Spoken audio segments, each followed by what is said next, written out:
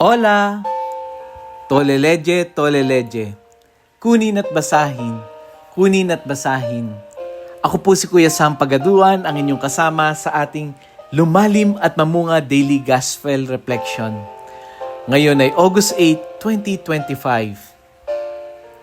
Ang mabuting balita ng Panginoon ayon kay San Mateo, chapter 16, verse 24 to 28. Noong panahong iyon, sinabi ni Jesus sa kanyang mga alagad, "Kung ibig ni numang sumunod sa akin, limutin niya ang ukol sa kanyang sarili, pasanin ang kanyang krus at sumunod sa akin. Ang naghahangad na magligtas ng kanyang buhay ay siyang mawawala nito.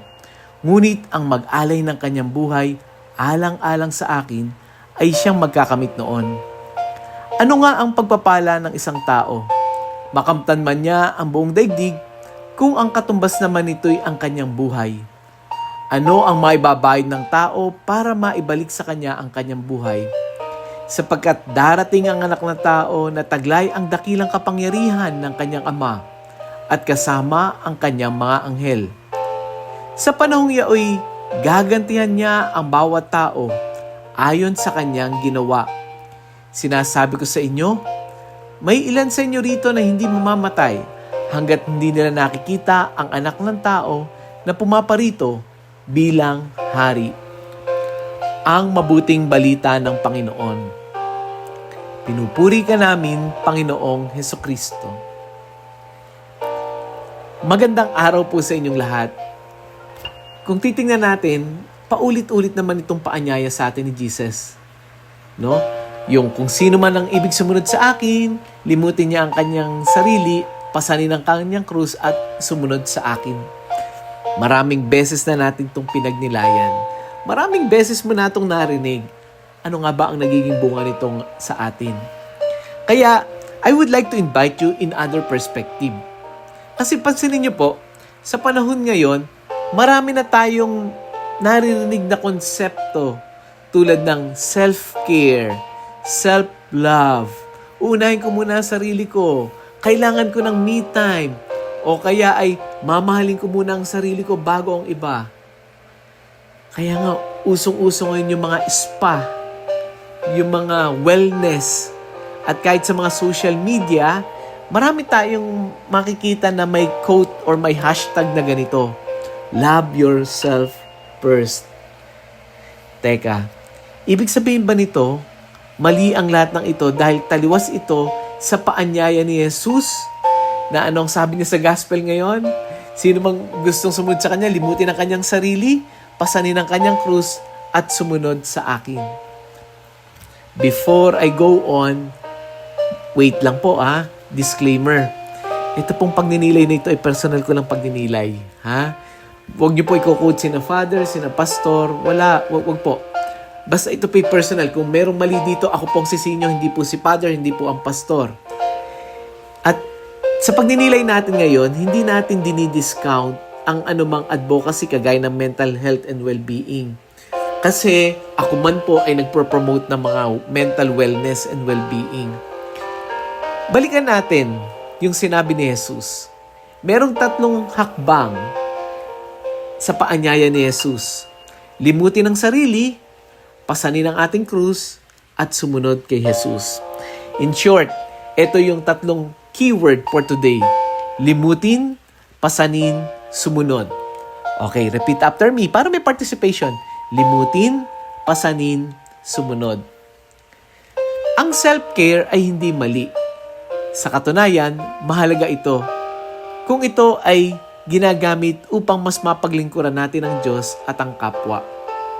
Pero, kailan ba nagiging mali yung mga self-care natin? In the context of limutin, sumunod, limutin, pasanin, at sumunod. Una, sabi ni Jesus ay ito sa kanyang paanyaya. Para makasunod ko sa kanya, itong unang gagawin, limutin ang sarili. Yung self-care, nagiging mali ito kapag sobra ang ating pagkahumaling sa comfort at convenience. Halimbawa, alam niyo po, nakakalungkot sa kasagsagan ng bagyo. Habang maraming nasa evacuation center, maraming mga personality, No? Nakuha pang kumain sa mga mamahaling restaurant. Parang walang pakialam sa mga nangyayari sa paligid. Oo, okay lang na mag-celebrate. Okay lang yung mga nakabook na. Pero yung sasadyain mo doon, di ba? Ito ay taliwas na kagad. Sa unang paanyaya, sa unang step, limutin ang sarili. Pangalawa, kailan nagiging mali yung mga self-love? Nagiging mali ito kapag ginagamit natin ito upang iwasan ang sakripisyo. Kapag ginagamit natin ito bilang excuse para makalimutan mo na pasanin ang iyong krus. Okay lang na mag-relax, okay lang na mag-unwind, pero kung ito ay ginagawa natin para takasan ang mga krus natin, yung mga dapat nating harapin sa buhay, yung ating sakit, yung ating karamdaman, yung mga kabiguan, yung mga mali natin, doon nagiging mali yung self-care. Minsan, may mga tao sa simbahan, sa ministry. Tanungin nyo, bakit nagpupunta doon? Bakit active na active? Bakit 24/7 nandun anytime? Simple lang. Marami sa kanila para makatakas sa problema sa bahay, sa asawa, sa magulang. Ginagawang escape routine ang simbahan. O hindi ba? Taliwas ito sa pangalawa. Sabi ni Jesus, pasanin natin yung ating krus. Okay na mag-serve sa simbahan, pero huwag kakalimutan ang pamilya.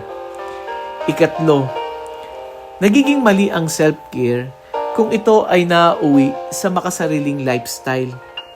Nawala na ang malasakit, puro sarili na lang. Hindi ba ito ay taliwas sa sinasabi ni Jesus na sumunod sa akin? Kapag nakakalimutan na natin ang iba, tumataliwas na tayo dito. Kaya yung paanyaya sa atin ni Jesus, limutin ang sarili, pasanin ang ating krus, at sumunod sa Kanya. Kung yung mga self-care, self-love mo ay tumataliwas na rito, doon nagiging mali. Sa isang banda, tama ang self-care. Hindi ko sinasabing ito ay totally mali. Ito ay may lugar sa ating pananampalataya. Number 1, tama lang na alagaan natin ang ating katawan dahil ito ay templo ng Espiritu Santo. Alagaan natin ang may balanse kasi marami ang hiling magpaspa, ang hiling magpamassage. Pero tingnan mo naman ang lifestyle. Puyat ng puyat, kain ng kain, inom-inom, sigarilyo, inaabuso pa rin ang sarili. Pangalawa, tama ang self-care, ang self-love, tama na tayo ay magpahinga. Pero tingnan natin, pagka ba nagpahinga tayo, lalo na kung ito'y sa pagbabalik natin, bumabalik yung ating sigla upang maglingkod. 'Di ba? Kung halimbawa meron kang short vacation at ito ay nagdadala ng renewed mission spirit, then by all means, go. No? Kung halimbawa, yung pag-attend sa retreat, nare-renew ka, go. Kung halimbawa, yung staycation, mas nagiging empowered ka, go. Pero kung ang bakasyon ay ginagawa mo para tumakas sa responsibilidad, iba na pong usapan yon. Ang self-care ay tama kung ito rin ay nagtuturo sa atin ng boundaries upang di tayo ma-burn out. Kapag pagod ka na sa ministry, sa iyong serve, magpahinga. Hindi ibig sabihin iiwanan mo na. Kapag emotionally drained ka na, slow down. Pero wag mong isasara ang puso mo sa pagtulong. Kaya, ito yung value natin ngayon. We deny ourselves, we carry our cross, and let us follow Jesus. Yung self-care, hindi ito taliwas, basta ito ay naaayon sa panuntunan ni Jesus. Let us pray. Panginoon naming Jesus, salamat sa iyong salita na muling gumising sa aming diwa at puso. Sa gitna ng ingay ng mundo na nagtutulak sa amin na unahin ang aming sarili. Tinatawagan mo kami ngayon na talikuran ng aming kagustuhan, pasanin ang aming krus at sundan ka ng may katapatan. Lord, bigyan mo po kami ng lakas na yakapin ang sakripisyo ng liwanag upang makilala ka sa tamang landas at huwag maging excuse yung mga self-care namin para hindi makasunod sa iyo, kundi gamitin mo lalo na ngayon, Lord, Friday. Tapos, meron kaming Saturday and Sunday. Gamitin mo yung aming pahinga, yung aming bakasyon. to renew our spirit na para sa ganon, mas makapaglingkod kami sa aming kapwa. Amen. Are you blessed today? Share natin to in a form of YouTube or in a form of Facebook, sa mga messenger, sa mga ka-GC natin. Baka maraming nagigilty sa self-care nila. O baka naman walang pakialam, puro self-care na lang. In either way, this gospel will help them. Muli, paanyaya ko po sa inyo, share natin ito. Kung kailangan po ninyo ng another self-care therapy, message me. No? Ako po si Kuya Sam Pagaduan, patuloy nag-aanyaya, halina, tayo ay lumalim at mamunga. Lumalim sa pananampalataya at mamunga na mabuting gawa. God bless us all.